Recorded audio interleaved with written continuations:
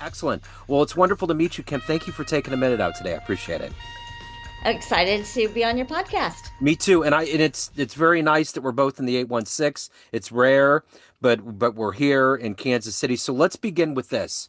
6 years ago, when I look at the calendar of March 12th, I have these pangs of things that happened during that coronavirus time. How did you get through COVID, and how has it changed the way that you live and work today? Oh gosh, I think one of the biggest things that changed during COVID for me was we were already maybe starting to do telework. People were kind of using Zoom calls, but I know I had gotten a new job during COVID and I had been podcasting for a while and had already discovered the joys of Zoom. And you like to be able to look somebody in the eye and face to face. And I got in this new job and people were still just doing phone calls or doing the Zooms or whatever with the camera off. And I had already discovered through podcasting that it's so much better when you can see facial expressions and see the pauses. And I mean, you just feel more connected to somebody. And Yeah. so that was one of the biggest differences, besides having two of my children move back home during COVID. Yeah. Yeah. Yeah. Yeah. So let's get into your work. Let's get into the Yes Life Project, being a speaker and a coach and a storyteller. There's a lot of titles that go into this, but if I was to put you in front of a bunch of 13-year-olds in a school on career day, and one of the kids wanted you to synthesize your work into something that makes sense to their brains, what would you tell them you do for a living?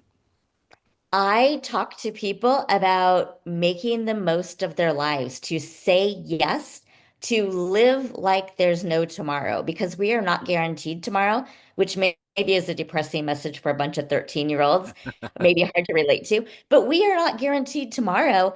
And we as adults often put things off until someday or tomorrow. And then we get older and we discover that someday never came for us. And so that is what my message is all about. That's how I live, making the most of every day. There was a jazz singer in Kansas City. Her name was Molly Hammer, and I have a jazz radio show called Neon Jazz here. Okay. And I remember interviewing her probably 10 years ago now. And she'd went through one round of cancer and got through it and it went in remission. I was like, what did you learn? What did you decide after that to do differently? And she says, I say yes now. I Yeah. just got to a point. She was traveling more and she was doing a lot more, but I remember her specifically. I will never forget her saying yes. So let me ask you this. When you were that age, when you were in career day at school, what did you want to do for a living? What was your dream job? I wanted to be a teacher. Okay.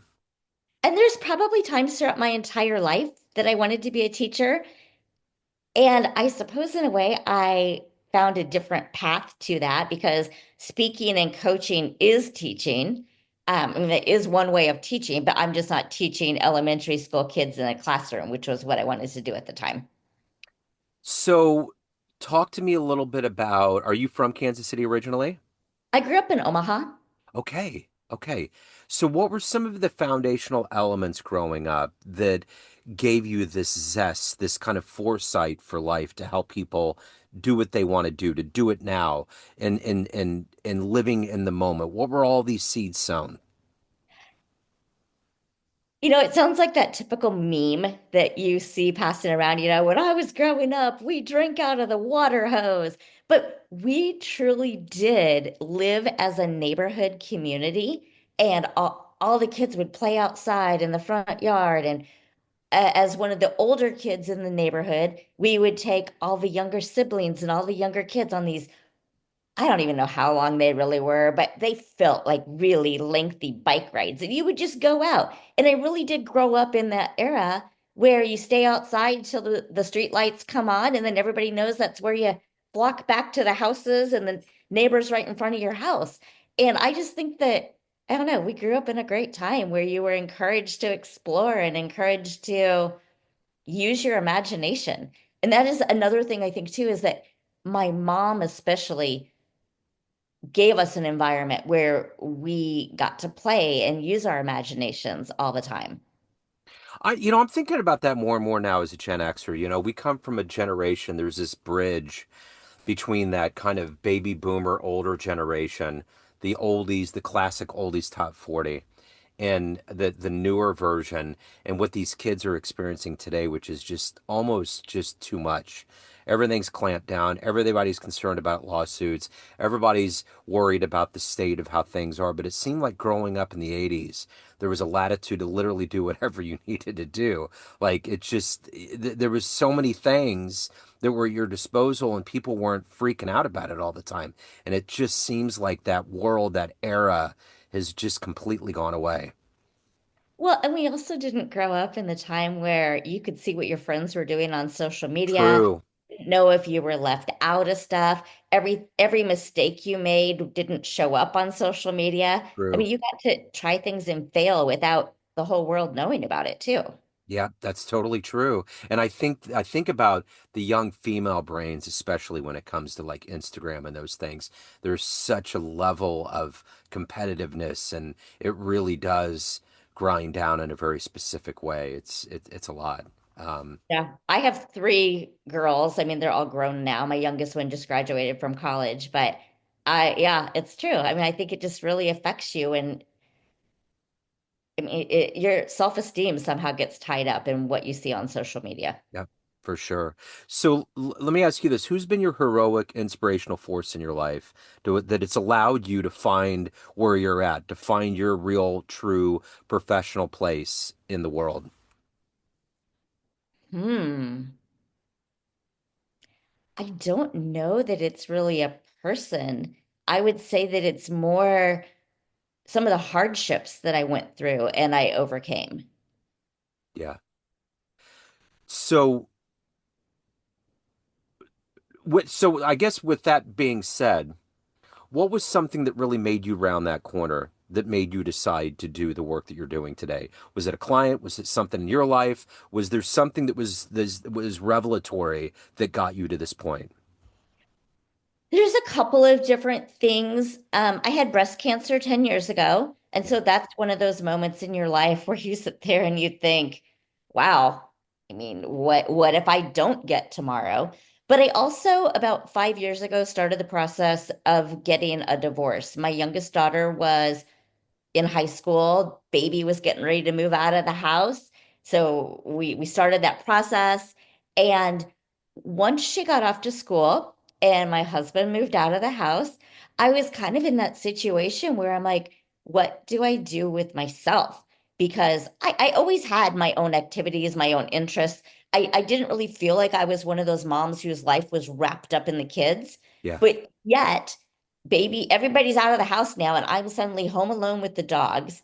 And I don't have anybody I have to cook for. I don't have any calendars I have to manage.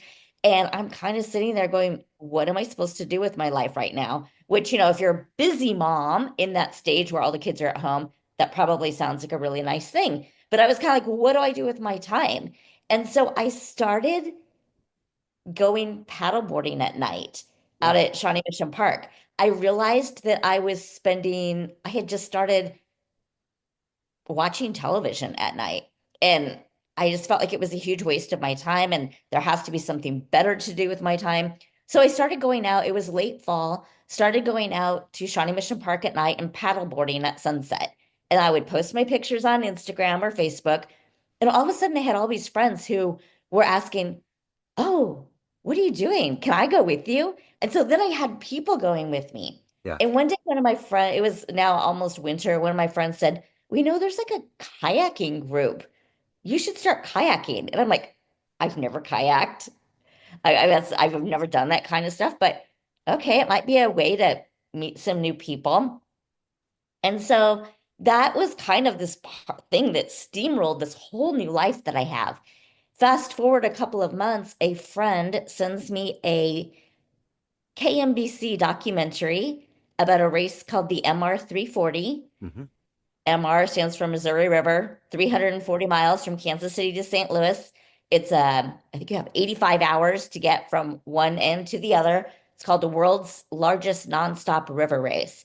And the documentary made this race look crazy and brutal. And I'm like, oh my gosh, I need to do this. This is something I have to do. And So I had never kayaked. I had never camped. And January 1st, I'm signing up for this race that is in the fall. And throughout that process, I became so empowered. I made a whole new group of friends who I would say now are my second family. And that really was like this force that just kind of gave me this ability to look at life differently and say, I can do hard things. I can do all these things. I can do things that people think are crazy. And it really just changed the way I live. Wow. So let me ask you this. If you can meet one inspirational force on the planet right now, somebody that you admire, who would you love to meet that might help you on your journey with what you're trying to do to inspire others? Who's done that for you? I don't know. I mean, I would love to meet Michelle Obama. There you I go. think she's so smart and so well spoken, and think is very instrumental behind the scenes, probably does more than we even know, Hmm. but she's somebody I would like to meet. Yeah, absolutely. Have you read the book? I haven't. Yeah, it's good. It's really Is good. it? It's wild to think. I think the key to her and Barack is that they never forgot where they came from. I think they're Yeah. good stewards of history. Whenever you talk, whenever a good politician talks, they always say never fall into that cycle of repetition because everything's a full circle. And if you realize that, you can kind of go off and do directions that are more logical or progressive for humanity. Have you seen any of the interviews that came up recently where she talks about her brother and the family's thoughts when she first brought Barack home? Yeah, it's in the book. They talk about that. Yeah. Yeah, Yeah. I think it's pretty. She didn't dig really deep into it, but what was kind of her general, were they happy? Well, it was kind of like, huh, this guy thinks he's going to be president someday. Ha ha ha. Uh-huh. And I was like, he did it, you know? Well, I think a lot of us felt like that until that Iowa primary. I mean, even when he went there, it was like I remember the morning that I was listening to the radio and they were like, there's this new senator from Illinois that packed this town hall meeting and there was a different feeling in the room. And that was when I heard the beginnings of this happening. So I think there was probably a lot of people until it actually, because it's weird when things go viral or it's weird when things become real. Like it's mysterious how it gets there, you know? It just Hmm. is. And all of a sudden he was it. And there was no stopping him from that point on. So, but at least he didn't feel like that. At least he felt like he had a Right? shot the whole time, right? You Right. know. Isn't that an amazing mindset to have? And it's weird that his mom was from Kansas, the roots that are here. Like sometimes coming from Kansas City, I think about these major American events that happened. Like when I went to Disney a few years ago, like Walt Disney's desk from when he was in Marceline had his little name etched on it. And I remember reading a book before I went there about it was Conversations with Charlie, and it was about a 102-year-old man, and it was this relationship a journalist had with him, and they were talking about Electric Park that used to be down by where the stadium is, where the CPAC stadium is for Casey Current.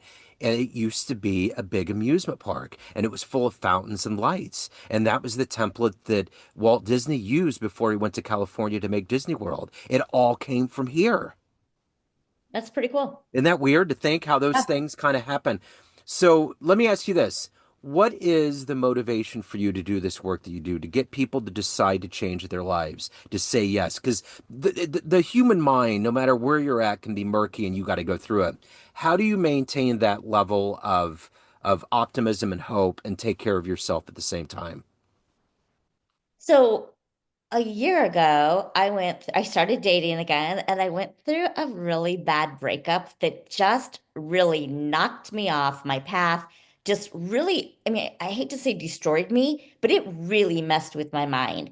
And so at that time, I kind of looked at, okay, I've been through a lot of hard things. I lost my mom the year I got married. I had breast cancer. I had two chronically ill kids. I've had a lot of hard things that I've gone through. I mean, hard is relative. We all have hard things, right? Different levels of hard. And I looked back and I thought, what were the things that I did all those other times so that I could elevate myself again so I could be up. I kind of like to live at that high, Mhm. and I'm always chasing that high. Um, and so I don't like it when my energy crashes and my emotions crash. And so I'm like, what were those things that I did? And so I came up with a list of 6 things that I call the 6 P's of the yes life, 6 things that can help you hopefully back on your path to happiness and joy and feeling fulfilled. And I just like to think that if I can dig myself out of that place, that other people can too. Back to school time, you see all the moms and the parents who are they're suddenly empty nesters. My kid was my life, and now I don't have anything. And I just always think, yeah, I remember feeling that way, but it doesn't last long. And I know some of the steps, some of the things you can do to dig yourself out of that place. And I think it's just that desire that I know that you don't have to stay in that place. You think about also people who have jobs. I think about just life in transition, the big transitions in your life. But maybe you have a job that you just hate. What are you sticking with the job that you hate? Yeah, you probably have to pay the bills and you have to put, the roof over your head. You have to eat, but there has to be another way. You don't have to be miserable. And I just like to help people get out of that place of being miserable. And so last year I did something on accident. And then this year I did it intentionally where I took off. I took off for 7 weeks this winter. Last year I did it where it was a race I went to on Tybee Island, Georgia with my daughter. And it was only supposed to be 4 days. And I just kept on saying yes to myself over and over and over again. Somebody would say, "Hey, you should go have lunch with me. It's only an hour and a half away." And I'd be like, "Okay, sounds like a good idea." And then Yeah, she'd go, "Well, your client Rachel, she's only another hour south. Why don't you go see her?" "All right, sounds good." And I just kept adding days, and my 4 week trip or 4 day trip turned into 4 weeks. And so yeah, this year I said, why not do this on purpose yeah. and just see what comes from it? Just trying to chase that, watch the sunrise, watch the sunset, be where it's warm, and keep my summer energy going through Yeah. the winter. Yeah, that's the trick in Kansas City, though. And we've had some mild winters, so it helps, but still, it's like you can't get away from it. So, the one thing that can change the trajectory of our lives is like random acts of kindness or just people being nice. What's one of the nicest things that's ever happened to you? I think the most impactful thing that's ever happened to me was the year that I had breast cancer. Hmm. I I always say that I wish everybody could feel this loved without having to go through something bad happening to them, Yep. something tragic, something bad, something eventful. But the year that I had breast cancer, I have never felt so much love. All of my girls were at pivotal ages, things that were going on in their lives. That I had a sixth grader, so the end of elementary school, a ninth grader, so starting high school, and a senior in high school. And so they were all at big transition times. And I'm going through, I had a bilateral mastectomy. I went through chemo. And throughout that entire time, people were just rallying around my whole family. And it wasn't like they were just giving us love and attention and time. It wasn't like anybody gave us anything big. It was presence. It was Yeah. being present in involved in our lives. And I remember one of my daughters had a big, all my girls grew up doing theater. One of my girls had a big audition. I think it might have even been the day of my surgery. And just the way people treated her and helped her through that process. It was just really just the love and the outpouring of kindness that we had. Yeah, and unfortunately, the way that humans work is that none of that will ever be felt until probably we're all gone. Yeah. Yeah. I mean, Really. that's it exactly. You shouldn't have to wait for your funeral when Yeah. you're never going to be able to see it to find out how much people care about you. The only thing that I think might be akin to that, I I got my Facebook zapped, and I've been hearing it more and more lately. Like accounts are just getting yanked for weird reasons. So I haven't really gotten back on. But I remember when I was in that Facebook world for a while, birthdays were always a big deal. You're like, wow, people are really kind of coming out and saying cool things, and you really feel it. That's what I feel like is probably one of the best functions of social media ever, or birthdays on Facebook, Yeah. because then you Yeah, that's feel it. a really good positive one. Yeah, so you can be alive and see it. It's always Right. positive. Yeah, for But, sure. and I know some people don't like to see everybody else's highlight reel because Facebook is generally a highlight reel. Hmm. I love to see all the things, all the Yeah, good things. I mean, I love that. And yeah, so I post a lot of those things that are going on in my life, and I hear people, oh, I don't want to hear about, I love to see the yeah. good that is going on in my friends' lives. Yeah, yeah, I agree. I totally agree. So speaking of the good highlight reel, let's say you have a dream tonight.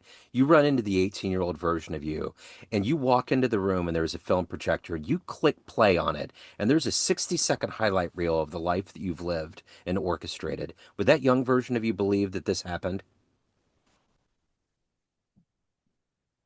Probably because I've always been a dreamer. So probably would I don't know, that's a great question. I mean, I guess I never really felt like anything I wanted to do was impossible. And Yeah, so I do believe that the 18-year-old version of me had big ideas about and the travel she was going to do. And no, I do think that I don't know, maybe that means I didn't do big enough things yet in my life.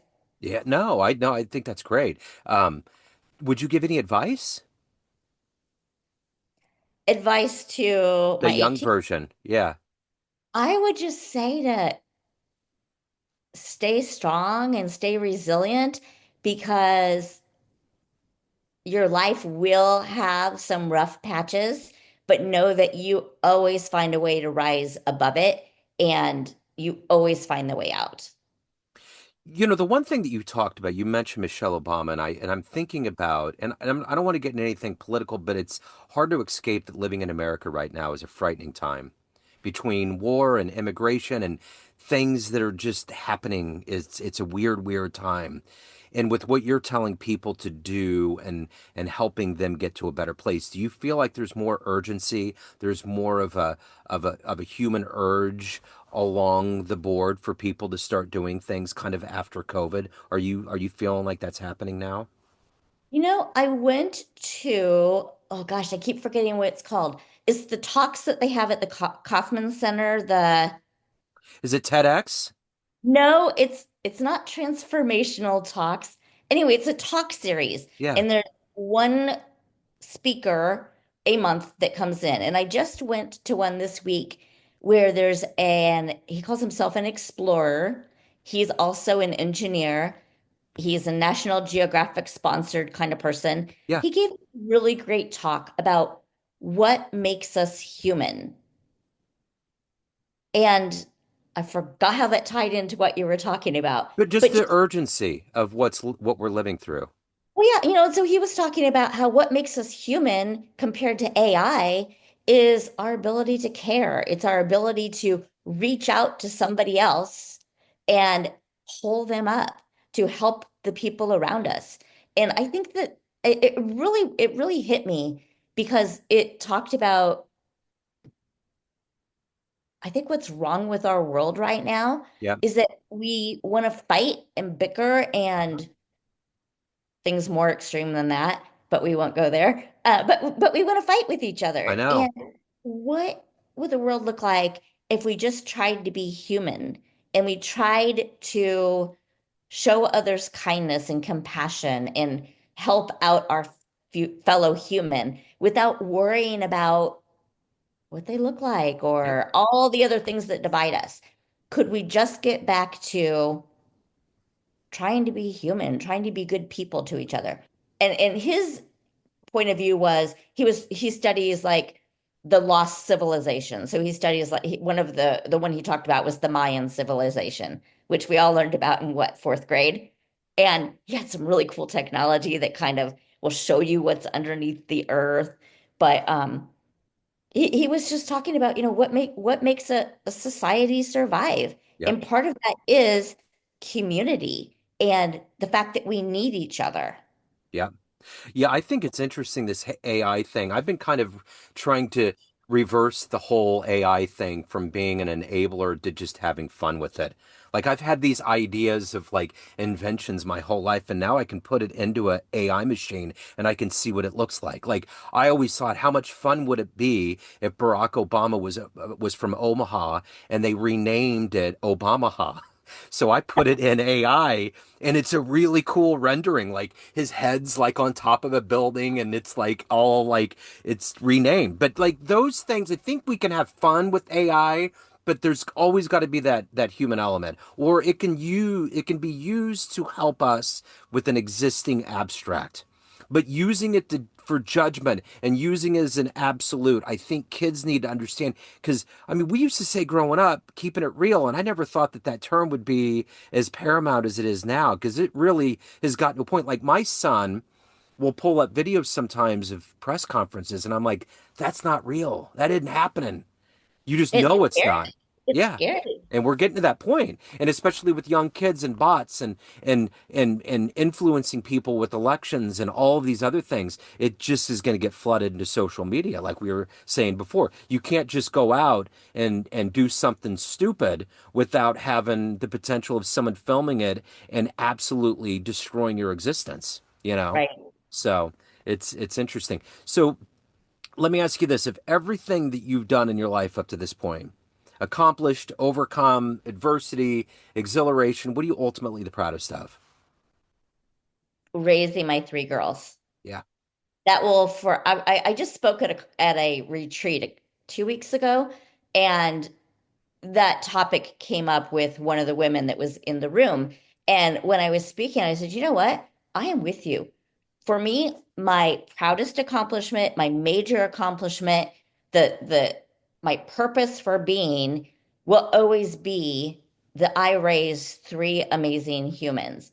And I don't know, maybe to some people that doesn't sound like it's very high aspiration or whatever, but I mean that I poured my life, my Sure. soul into making sure that I raised good humans. And they all are going to make their mark on the world. And I mean, they're just great people. And now that they're grown-ups, I love being able just to hang out with them more on a peer level, or let's just go have fun. Yeah, I totally get it. So let me ask you this. Everyone has a perception of you, family, friends, clients, everyone that knows you in varying capacities of your life. But you run the show. What's your perception of you? Who do you think you are? Ooh, that's a good Yes. one. That's a good one. Um, I would say that I'm a dreamer. I love to cook up ideas. I like to inspire people. I love adventure. So, I mean, hopefully, people that comes across when people talk to me that I'm positive, upbeat, whatever idea I'm cooking up, I'm going to drag you into it and hope that you have fun right along with me. I I mean, love it. I like to have fun. I Yeah. like to be upbeat and positive. So, speaking of, if anybody wants to reach out, they want to get involved with your work, they want to catch any varying capacity of what you're doing and change their lives, where do they go? My website is theyeslifeproject.com, and I also have an Instagram account that's called The Yes Life Project. So they can find me there. Okay. Kim, this has been wonderful. Thank you so much. Thank you for taking a minute out. I always love getting in the 816-913, so it's great to catch up. I really appreciate it. Best of luck with everything. Thank you. Yes. And